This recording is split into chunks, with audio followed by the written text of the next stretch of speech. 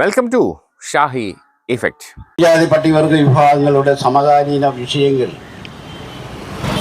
Survey ഉന്നയിച്ചുകൊണ്ട് കേരളത്തിലെ ഏറ്റവും വലിയ പട്ടികജാതി സംഘടന നടത്തുന്ന ഈ സമരം ഭരണകൂടത്തിൻ്റെ തലവൻ അതിൻ്റെ ഗൗരവത്തിൽ വിശ്വസിക്കുന്നില്ല. കാരണം അദ്ദേഹം ഈ രാജ്യത്തെ പട്ടികജാതിക്കാർക്കും പട്ടികവർഗക്കാർക്കും എതിരാണ് എന്ന ബോധ്യം കേരളത്തിലെ പട്ടികജാതിക്കാർക്കുണ്ട്. ഈ ഗവൺമെന്റ് അധികാരത്തിൽ വന്ന് ഏകദേശം 9 വർഷം തികയാൻ പോകുന്ന ഈ കാലഘട്ടത്തിൽ കേരളത്തിൽ നടന്ന പട്ടികജാതി പട്ടികവർഗ പീഡനങ്ങൾ എണ്ണമിട്ട് തീരില്ലാന്ന് എനിക്കറിയാം.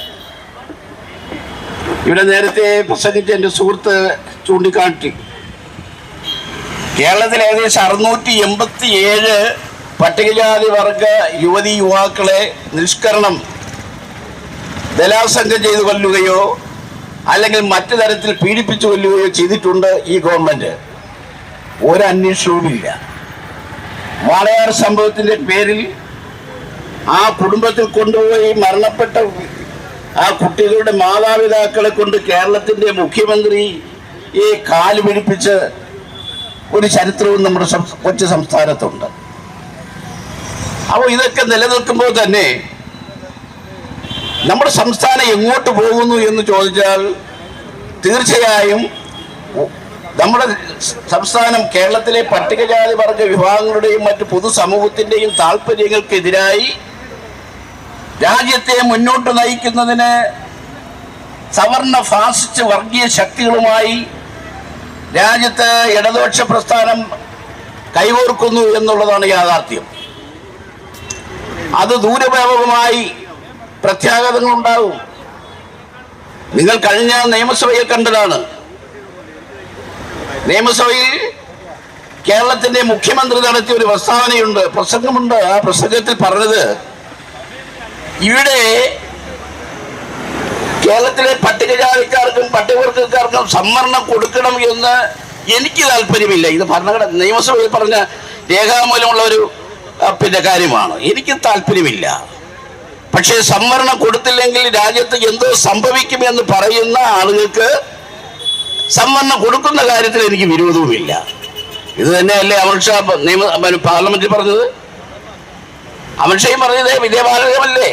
അതേപോലെ എപ്പോഴും നോക്കിയാലും അംബേദ്കർ, എപ്പോഴും നോക്കിയാലും അംബേദ്കർ, എപ്പോഴും നോക്കിയാലും അതിന് പകരം ശിവനെന്നോ കൃഷ്ണനെന്നോ മഹാദേവനെന്ന് വിളിച്ചാൽ നിങ്ങൾക്ക് മോക്ഷം കിട്ടില്ലേ എന്ന് പറഞ്ഞാൽ ഇതിൻ്റെ രണ്ടിൻ്റെ സ്ഥാനം ഒന്നു തന്നെയാണ്. രാജ്യത്തെ സവർണ ഫാസിസ്റ്റ് ശക്തികൾ, അത് ഇടതിൻ്റെയും BJPയുടെയും ആളുകൾ ഒരുമിച്ച് നിന്നുകൊണ്ട് രാജ്യത്തെ ശിഥിലീകരിക്കാൻ നടത്തുന്ന പരിശ്രമങ്ങളാണ് രാജ്യത്ത് നമ്മൾ ഇപ്പോൾ കണ്ടുവരുന്നത്. മൗലികമായ വിഷയങ്ങളിൽ നിന്ന് ഒളിച്ചോടുന്നു. 1957 രാജ്യത്ത് അധികാരത്തിൽ വന്ന സംസ്ഥാനത്ത് അധികാരത്തിൽ വന്ന ഇടതുപക്ഷ ജനാധിപത്യ ഗവൺമെന്റ് അന്നത്തെ അതിന്റെ അധ്യക്ഷനായിരുന്ന EM ശങ്കരൻ നമ്പൂതിരിപ്പാട് ആ മന്ത്രിസഭയിൽ പറഞ്ഞു, കേരളത്തിന്റെ പൊതു ഖജനാവിൽ നിന്ന് വരുന്ന 1 രൂപയാണെങ്കിൽ പോലും അത് വീതം വയ്ക്കുമ്പോൾ അതിന്റെ 10% മാറ്റിവെക്കുന്നു എന്നതുപോലെ തന്നെ രാജ്യത്തെ പ്രൊഫസർ ജോസഫ് മുണ്ടശ്ശേരി എന്ന് പറയുന്ന നല്ല കമ്മ്യൂണിസ്റ്റുകാരൻ 957 ഉണ്ടാക്കിയ വിദ്യാഭ്യാസ ബില്ല്, ആ വിദ്യാഭ്യാസ ബില്ലിൽ 11ാം അനുച്ഛേദത്തിൽ പറഞ്ഞത് ഈ സംസ്ഥാനത്തെ സ്വകാര്യ വിദ്യാഭ്യാസ മേഖലകൾ നിലനിൽക്കുന്നത് ഈ രാജ്യത്തിന്റെ പൊതു ഖജനാവിൽ നിന്നുള്ള പണം സ്വീകരിച്ചുകൊണ്ടാണ്. അവിടുത്തെ അധ്യാപകർക്കും ആരോഗ്യ ഉദ്യോഗസ്ഥന്മാർക്ക് ശമ്പളം കൊടുക്കുന്നതെങ്കിൽ അവർക്ക് സംവരണം കൃത്യമായി സ്വകാര്യ വിദ്യയിൽ ഉണ്ടാക്കിയിരിക്കണം എന്നാണ് ആ അനുച്ഛേദത്തിൽ പറഞ്ഞത്. നിർഭാഗ്യവശാൽ 957 ഗവൺമെന്റ് നടപ്പിലാക്കിയ ഗവൺമെന്റ് പോളിസിയിൽ നിന്നും അല്ലെങ്കിൽ നടപ്പിലാക്കിയ വിദ്യാഭ്യാസ ബില്ലിൽ നിന്നും ആ അനുച്ഛേദം മാറ്റിക്കൊണ്ടാണ് കേരള നിയമസഭയിൽ ബില്ല് അവതരിപ്പിച്ചുകൊണ്ട് ഇടതുപക്ഷ ജനാധിപത്യ ഗവൺമെന്റിന്റെ വിദ്യാഭ്യാസ വകുപ്പ് മന്ത്രിക്ക് അവതരിപ്പിക്കേണ്ടി വന്നത്. ഞാൻ ഘട്ടത്തിലേക്ക് കടന്നുപോകുന്നു. കേരളത്തിലെ ദേവസ്വം ബോർഡ് ലക്ഷക്കണക്കിന് രൂപ വരുമാനമുള്ളതും പതിനായിരക്കണക്കിന് തൊഴിൽ സാധ്യതയുള്ള വലിയൊരു പ്രസ്ഥാനമാണ് ദേവസ്വം ബോർഡ്. ദൈവങ്ങൾക്ക് പട്ടികജാതിക്കാരുടെ പണം വാങ്ങി അവിടെയുള്ള ഉദ്യോഗസ്ഥർക്ക് ശമ്പളം കൊടുക്കുന്നതിലൊന്നും അയിത്തമില്ല.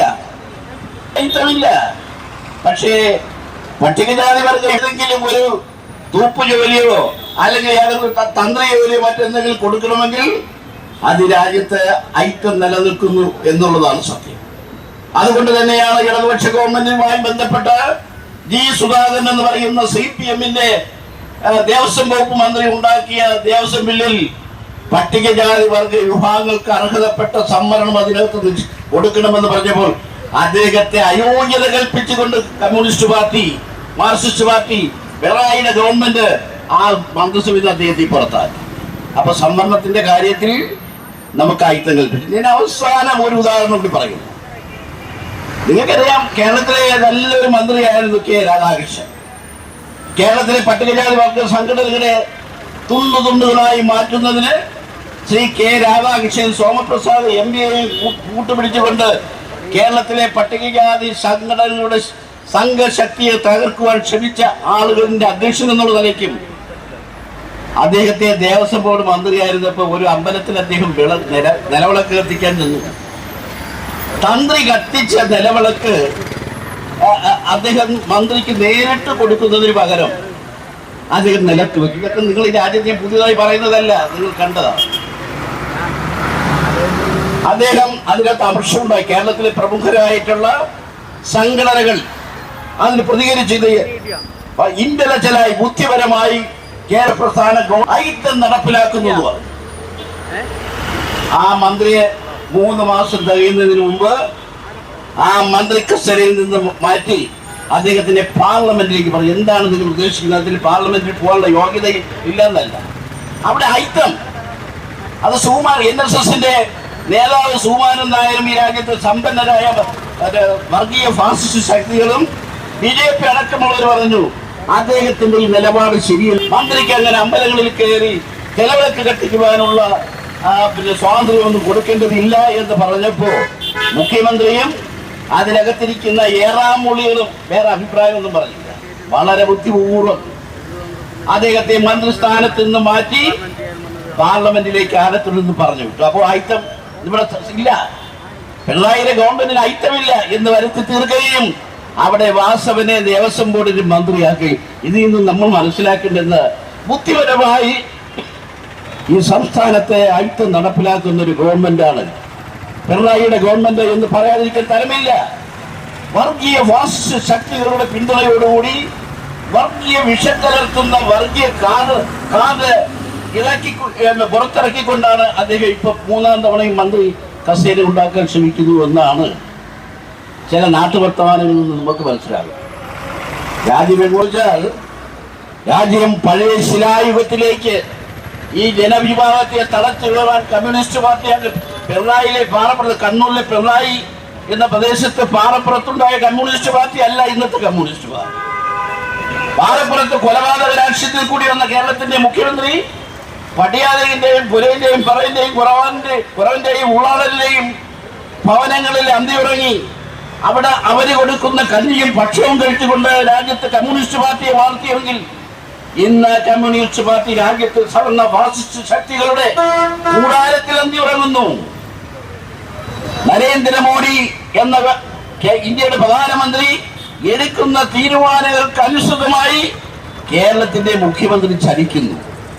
ഇവിടെ സംവരണത്തെ ഏറ്റവും പെട്ടെന്ന് അട്ടിമറിക്കുവാൻ വളരെ വ്യാപകമായ പരിശ്രമം നടക്കുന്നു. സംവരണം ഇല്ലാതാക്കുക എന്നുള്ള ലക്ഷ്യത്തോടു കൂടി തന്നെയാണ് 57-ൽ കേരളത്തിന്റെ മുഖ്യമന്ത്രിയായിരുന്ന EM ശങ്കരൻ നമ്പൂതിരിപ്പാട് അധികാരത്തിൽ വന്നുണ്ടെങ്കിൽ അതിന്റെ പൂർത്തീകരണമാണ് പിണറായി വിജയൻ ഈ രാജ്യത്ത് നടപ്പിലാക്കുന്നു, ഈ സംസ്ഥാനത്ത് നടപ്പിലാക്കുന്നു എന്ന് പറയാതിരിക്കാൻ നിർവാഹമില്ല. സുഹൃത്തുക്കളെ, ഇവിടെ കാലോചിതമായ ചില വിഷയങ്ങൾ നമ്മുടെ സംസ്ഥാനത്ത് നിലവിലുണ്ട്. ആ വിഷയങ്ങളൊക്കെ തന്നെ കാലാകാലങ്ങളിൽ ഇന്ത്യൻ നാഷണൽ കോൺഗ്രസ് ഏറ്റെടുത്ത് പട്ടികജാതി വർഗ വിഭാഗങ്ങളുടെ വിഷയങ്ങൾ നിയമസഭയിൽ ഉന്നയിക്കുമ്പോഴും ഇതോടുകൂടിയല്ലേ കേരളത്തിലെ കമ്മ്യൂണിസ്റ്റുകാരന്റെ മന്ത്രിസഭ, കമ്മ്യൂണിസ്റ്റ് മന്ത്രിസഭ അവിടെ ഇരിക്കുന്ന കേരളത്തിലെ 2 മന്ത്രി ഉണ്ടായിരുന്നു എന്ന് പറയുന്നു. ഈ ആലപ്പുഴയിൽ അടുത്ത കാലത്ത് മുഖ്യമന്ത്രി നടത്തിയ ഒരു സമ്മേളനത്തിൽ ഞങ്ങൾ പത്രത്തിൽ വായിച്ച് ടി വിയിൽ കൂടി കണ്ടതാണ്. നവോത്ഥാനത്തിന്റെ പേരിൽ നിങ്ങളെല്ലാം ഒരുമിക്കണം എന്ന് പറഞ്ഞാൽ ഞാൻ രാജ്യത്തെ വർഗീയക്കാർ ഇറങ്ങി കളിക്കും, മറ്റത് നവോത്ഥാനമാണ് രാജ്യത്തിന്റെ മുഖമുദ്രയിൽ നിന്നുകൊണ്ട് തന്നെ ഞാൻ മുന്നോട്ട് പോകും, നമ്മളെല്ലാം ഒരുമിച്ച് പോകണം എന്ന് പറയുന്നത്. അതേ മുഖ്യമന്ത്രിയോട് ഞങ്ങൾ വളരെ വിനയപൂർവ്വം ചോദിക്കട്ടെ, നിങ്ങൾ ഈ നവോത്ഥാനത്തിന്റെ പേര് പറയുമ്പോൾ 1947 സ്വാതന്ത്ര്യ ഇന്ത്യയിൽ 1957 അധികാരത്തിൽ വന്ന ഒരു ജനകീയ ഗവൺമെന്റ് മുതൽ 2025 ഗവൺമെന്റ് കാലഘട്ടങ്ങളിലെ പട്ടികജാതിക്കാരുടെ മന്ത്രിമാരുടെ എണ്ണവും അവരുടെ സ്വാധീനവും അവരുടെ നിലപാടുകളും നിങ്ങൾ ജനങ്ങളോട് പറയണ്ടേ? ചരിത്രത്തിൽ ആദ്യമായി കേരളത്തിൽ പട്ടികജാതി വിഭാഗത്തിൽപ്പെട്ട ഒരു മന്ത്രി ഇല്ലാത്ത ഒരു മന്ത്രിസഭയാണ്. ഇയാൾക്ക് എന്താ ഈ മുഖ്യമന്ത്രിക്ക് എങ്ങനെ നവോത്ഥാനത്തിന്റെ പേര് പറഞ്ഞിട്ട് പാവപ്പെട്ട ജനങ്ങളെ പറ്റിക്കാൻ കഴിയും? അദ്ദേഹത്തിന് ഒരേ ഒരു ആദ്യമുള്ളൂ, വെള്ളാപ്പള്ളി എടുക്കുന്ന തീരുമാനങ്ങൾ അനുസരിച്ച് രാജ്യത്തെ മുന്നോട്ട് കൊണ്ട് നയിക്കുക. നവോത്ഥാന പൈതൃകം എന്ന് പറയുന്നത് ഞാൻ ബഹുമാനിക്കുന്ന ശ്രീ വെള്ളാപ്പള്ളി സാറെന്നാണ് അദ്ദേഹം കരുതുന്നത്. എന്ന് പറഞ്ഞാൽ പട്ടികജാതിക്ക് മന്ത്രിമാരില്ലെങ്കിലും ആ വകുപ്പ് കൈകാര്യം ചെയ്യാൻ എനിക്ക് കഴിയും എന്ന് ഇതിനുണ്ടെങ്കിൽ കാലത്തിന്റെ ചരിത്രത്തിന്റെ കുപ്പത്തൊട്ടിയിൽ കേരളത്തിന്റെ അവസാനത്തെ മുഖ്യമന്ത്രി എന്നുള്ള നിലയിൽ ശ്രീ പിണറായി വിജയൻ ചെന്ന് വീഴും എന്നുള്ള കാര്യത്തിൽ ഏതോ ഒരു സംശയമില്ല. പട്ടികജാതിക്കാരന്റെ വകുപ്പ് ഏറ്റെടുത്തുകൊണ്ട് കേരളത്തിൽ ഭരണം നടത്തിയ കേരളത്തിൽ മഹാനായ 2 മുഖ്യമന്ത്രിമാരുണ്ടായിരുന്നു. ഒന്ന് കെ കരുണാകരന്റെ കാലഘട്ടത്തിൽ നിങ്ങൾക്കറിയാം, കേരളത്തിലെ പട്ടികജാതിവർഗ വിഭാഗങ്ങളുടെ സമകാലിക വിഷയങ്ങൾ, അവൻ ഉദ്യോഗ മേഖലയിൽ അവനെ എവിടെയെങ്കിലും അവഗണന സംഭവിച്ചാൽ അതിനെ നേരിട്ട് ഏറ്റെടുത്തുകൊണ്ട് ആ വകുപ്പ് കൈകാര്യം ചെയ്തുകൊണ്ട് നമ്മുടെ എത്രയോ ഉദ്യോഗസ്ഥന്മാർ വിദ്യാഭ്യാസ മേഖലയിൽ, പോലീസ് വകുപ്പിൽ, അങ്ങനെ വിവിധ വകുപ്പുകളിൽ അദ്ദേഹം നിയമിച്ചു, ഉന്നത പദവികൾ ഒതുച്ചു. അതിനുശേഷം പിന്നെ ഒരു മുഖ്യമന്ത്രി ഉണ്ടായിരുന്നത് അടിയന്തരാവസ്ഥയ്ക്ക് ശേഷം നിങ്ങൾക്ക് അച്യുതാനന്ദനെ അച്യുതമേനോനെ മറക്കാൻ കഴിയില്ല. അദ്ദേഹം കേരളത്തിൽ ആദ്യമായി ശ്രീ കെ കരുണാകരനും അച്യുതമേനോനും ഒരുമിച്ചിരുന്നു കൊണ്ട് രാജ്യത്തെ പട്ടികജാതി വർഗ വിഭാഗങ്ങൾ ഉദ്യോഗ മേഖലയിൽ നിന്ന് പുറന്തള്ളപ്പെട്ടു പോകുന്നു, അതുകൊണ്ട് ഒരു സ്പെഷ്യൽ റിക്രൂട്ട്മെന്റ് സംസ്ഥാനത്ത് അടിയന്തരമായി നടപ്പിലാക്കേണ്ടത് എന്ന് ആവശ്യത ഉണ്ട് എന്ന് ബോധ്യപ്പെട്ടത് കൊണ്ടാണ് സുഹൃത്തുക്കളെ അന്ന് സ്പെഷ്യൽ റിക്രൂട്ട്മെന്റ് ഉണ്ടാക്കിക്കൊണ്ട് ഈ സമൂഹത്തിന്റെ മുഖ്യധാരയിലേക്ക് ഈ വിഭാഗങ്ങളെ കൈപിടിച്ച് നിർത്തിയെന്ന് പറയുവാൻ ഞാൻ ആഗ്രഹിക്കുക. അതുകൊണ്ട് തീർച്ചയായും ശശി ഇന്ന് നടത്തുന്ന കേരളത്തിലെ പട്ടികജാതി സംഘടനകളുടെ തലപ്പത്ത് നിന്നുകൊണ്ട് തന്നെ നിങ്ങൾ നടത്തുന്ന ഈ സമരം, ഞാൻ ഉൾപ്പെട്ട ഈ സമൂഹത്തിന്റെ ആവശ്യത്തിന് വേണ്ടി നിങ്ങൾ തീർച്ചയായും ഒരു ധാർമ്മിക സമരമായി തന്നെയാണ് ഞാൻ ഇതിനെ കാണുന്നത്. രാജ്യത്ത് ഭരണകൂടം ഇതിനെ എങ്ങനെ കാണുന്നു എനിക്കറിയില്ല. നമ്മളെ ഉന്മൂലനാശം വരുത്തുവാൻ വേണ്ടി മാർക്സിയം സിദ്ധാന്തത്തിൽ അദ്ദേഹം കണ്ടുപിടിച്ച ആളുകളാണ് വർണ്ണരഹിതം, വർഗരഹിതം, വർണ്ണവുമില്ല, വർഗവുമില്ല, ഒന്നുമില്ല, നമ്മളെല്ലാം ഏതൊരു സഹോദരങ്ങളാണെന്ന് കപട വിപ്ലവത്തിന്റെ ആചാര്യനാണ് സഖാവ് പിണറായി വിജയൻ എന്ന് പറയട്ടെ. കാവട്യം നിറഞ്ഞ വിപ്ലവത്തിന്റെ ആചാര്യൻ വർണ്ണമില്ല, വർഗമില്ല എന്ന് പറയുകയും അദ്ദേഹത്തിന്റെ ഡിപ്പാർട്ട്മെന്റിൽ കീഴിലുള്ള ആളുകൾ ഒക്കെ തന്നെ ജാതിയുടെ പേരിൽ തന്നെയാണ് ഇന്നും മന്ത്രിസഭ. ഈ 2 മന്ത്രിസഭയിലുള്ള മന്ത്രിമാരുടെ എണ്ണം നിങ്ങൾ പരിശോധിക്കുക. ഞാൻ ജാതി പറയുന്നു, ഈ തീവ്രമായ ജാതി പറയുന്നു നിങ്ങൾ ആരും ധരിക്കരുത്. കേരളത്തിൽ പട്ടികജാതിക്കാരന് മന്ത്രിയെ സഹിക്കാം. ആദ്യത്തെ മന്ത്രിസഭയിൽ 10 SNDPയുടെ ആളുകൾ കേരളത്തിലെ മന്ത്രിമാരായെങ്കിൽ തൊട്ടടുത്ത ഗവൺമെന്റിൽ 9 NSSന്റെ ആളുകളെ മന്ത്രിമാരാക്കി. ഇതാണോ രാജ്യത്തെ സോഷ്യലിസം? കമ്മ്യൂണിസം കാണുന്ന സോഷ്യലിസം ഇതാണോ? രാജ്യത്തെ വരുന്ന സമ്പത്ത് തുല്യമായി വീതിച്ചു കൊടുക്കുന്ന മന്ത്രിമാരും അത് ഉണ്ടാക്കുന്ന പോർട്ട്ഫോളിയോയും തകിടം മറിച്ചുകൊണ്ട് രാജ്യത്തെ ശീലമാക്കുന്ന തരത്തിലേക്ക് കേരളത്തിന്റെ മുഖ്യമന്ത്രിയും ഭരണകൂടവും പോകുന്നു എന്ന് പറഞ്ഞാൽ നമുക്ക് എങ്ങോട്ട് ഇനി ആരും നമ്മളെ സഹായിക്കും? അതുകൊണ്ട് പണ്ട് പഞ്ചാബിൽ നടത്തിയ പ്രസംഗങ്ങളിൽ ഞാൻ അത് കൂടുതലേക്ക് കടക്കുന്നില്ല. ശ്രീ ആർ ബാലകൃഷ്ണനുള്ള കേരളത്തിൽ ഒരു പ്രസംഗം നടത്തിയിട്ടുണ്ട്. നമ്മൾ ആയുധങ്ങൾ കൊടുത്തുകൊണ്ട് പഞ്ചാബ് മോഡൽ സമരം നടന്നു. നമ്മുടെ നിലനിൽപ്പിന് വേണ്ടി സുഹൃത്തുക്കളെ ഈ രാജ്യത്തെ നമുക്ക് അതും ചെയ്യേണ്ടി വരും. ഈ സമൂഹത്തെ നിലനിർത്തുവാൻ വേണ്ടി ഭരണകൂടങ്ങളും നമ്മളെ സഹായിക്കില്ല എന്ന് ബോധ്യപ്പെട്ടാൽ നമ്മുടെ രാജ്യത്ത് ഒരു രണ്ടാം സ്വാതന്ത്ര്യ സമരത്തിന് തയ്യാറെടുത്തുകൊണ്ട് നമ്മുടെ സർവ്വ സ്വാതന്ത്ര്യത്തിനും വേണ്ടി തയ്യാറെടുത്തുകൊണ്ട് നമ്മൾ മുന്നോട്ട് പോകണം എന്താണ് ഈ സമരത്തിൽ പങ്കെടുക്കുന്ന എൻ്റെ ബഹുമാനരായ സുഹൃത്തുക്കളോടും ഇതിൻ്റെ ധർമ്മഭടന്മാരോടും അഭ്യർത്ഥിക്കുവാനുണ്ടായി. വരാൻ പോകുന്ന നാളുകൾ എന്തിനേയും നേരിടുവാനുള്ള ചങ്കൂറ്റം, ഏതിനെയും പ്രതികരിക്കുവാനുള്ള ചങ്കൂറ്റം, നമ്മുടെ അമ്മമാർക്കും സഹോദരിമാർക്കും സമൂഹത്തിൽ മാന്യമായി ജീവിക്കുവാനുള്ള അന്തസ്സോടുകൂടി ജീവിക്കാനുള്ള അധികാരമുണ്ട്, അവകാശമുണ്ട്. അത് നിലനിർത്തുവാനും കാത്തു സൂക്ഷിക്കാനുള്ള അവകാശം ഭരണകൂടങ്ങൾക്ക് പരാജയപ്പെട്ടാൽ അത് ഏറ്റെടുക്കുവാനും നമ്മുടെ സമൂഹം തയ്യാറാണ്. മഹാത്മാഗാന്ധി, ഡോക്ടർ അംബേദ്കർ ഒരുമിച്ചുന്നത് കൊണ്ട് രാജ്യത്ത് മറ്റു തരം സംഭവങ്ങളൊന്നും ഉണ്ടായില്ല. ഈ രാജ്യത്തെ ഒന്നായി കാണുവാൻ അവർ ശ്രമിച്ചു. ഡോക്ടർ അംബേദ്കർ എടുക്കുന്ന ചിലപ്പോൾ ചില പ്രശ്നങ്ങളും കുറവുകളും വന്നിട്ടുണ്ടെങ്കിൽ അത് അന്നത്തെ നാഷണൽ കോൺഗ്രസിന്റെ ഇന്ത്യൻ നാഷണൽ കോൺഗ്രസ് വിമർശനം വന്നിട്ടുണ്ടായിരിക്കാം. ആ വിമർശനങ്ങളൊക്കെ രാജ്യത്തിന്റെ നിലനിൽപ്പിന് ഒരു മതേതരത്വ സ്വഭാവം ഇന്ത്യക്ക് ഉണ്ടാകണമെന്ന് ഭരണഘടനയിൽ എഴുതിയുണ്ടാക്കിയ ഡോക്ടർ അംബേദ്കർ ആ സംഭാവന ചെയ്ത ഏറ്റവും വലിയ സംഭാവന മതേതരത്വം, ജനാധിപത്യത്തിലും മതേതരത്വം നിലനിർത്തുക. പത്തനംതിട്ടയിലുള്ള ഒരു ചൊറിയാൻ മന്ത്രി, ഒരു സജി ചെറിയാൻ ഈ രാജ്യ പട്ടികജാതിക്കാർക്കെതിരെ അവിടെ പ്രസംഗിച്ചു, അംബേദ്കർക്കെതിരെ പ്രസംഗിച്ചു, ഭരണഘടനയ്ക്കെതിരെ പ്രസംഗിച്ചു. എന്നേ പിണറായി വിജയന് ഭരണഘടനാ ലംഘനം നടത്താനും മന്ത്രിമാർക്ക് ഭരണഘടനാ ലംഘനം നടത്താനുള്ള അധികാരമുണ്ടോ? ഭരണഘടനയിൽ തൊട്ട് സത്യം ചിന്തിച്ചാണ് പറഞ്ഞത്. നമ്മളെല്ലാം ഏതൊരു സഹോദരങ്ങളാണ്, ഞങ്ങൾക്ക് ഇന്നത്തെ മറ്റ് ജാതിയോ മതമോ ഭരണമോ ഒന്നുമില്ല എന്ന് പറയും. ചെറിയാൻ നടത്തിയ പ്രസംഗം ഇന്ത്യൻ ഭരണഘടനാവിനെയും ഭരണഘടനയെയും വെല്ലുവിളിച്ചുകൊണ്ട് ഇന്ത്യൻ ഭരണഘടന വിദേശത്ത് ഏതോ സായിപ്പന്മാർ എഴുതി കൊടുത്തതാണ്. അത് വെച്ചുകൊണ്ടാണ് രാജ്യത്തെ ഡോക്ടർ BR അംബേദ്കർ ഭരണഘടന എഴുതി ഉണ്ടാക്കിയെന്ന് പോലും പറയുവാൻ മടിയില്ലാത്ത വിപ്ലവകാരിയല്ല. അയാൾ എന്തെന്ന് പറയണമെന്ന് എനിക്കറിയില്ല. അത് നിങ്ങൾ തീരുമാനിച്ചോളണം. അത്ര പരമ ചെറ്റകളെ ഈ മന്ത്രിസഭയിൽ വെച്ചുകൊണ്ട് രാജ്യത്തെ പട്ടികജാതിക്കാരന്റെയും പട്ടികവർഗക്കാരന്റെ ആത്മാഭിമാനത്തെ ചോദ്യം ചെയ്യുമ്പോൾ അത് സർവശക്തി ഉപയോഗിച്ചുകൊണ്ട് പുറത്ത് നമ്മൾ പ്രതിരോധിക്കാൻ ശ്രമിക്കണം എന്ന് മാത്രം പറഞ്ഞുകൊണ്ട് ഭരണഘടനയെ സംരക്ഷിക്കാനുള്ള ബാധ്യത നമുക്കുള്ളതാണ്.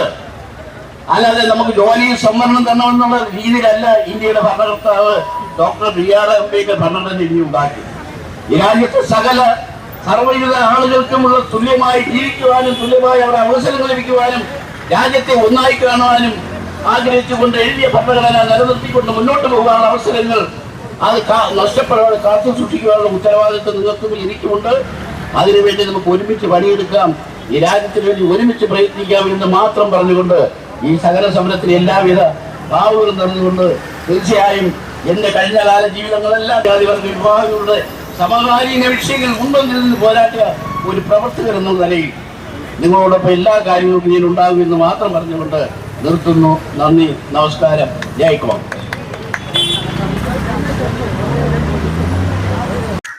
കൂടുതൽ വിശേഷങ്ങളുമായി വീണ്ടും കാണാം. അതുവരെ ഏവർക്കും നന്ദി, നമസ്കാരം.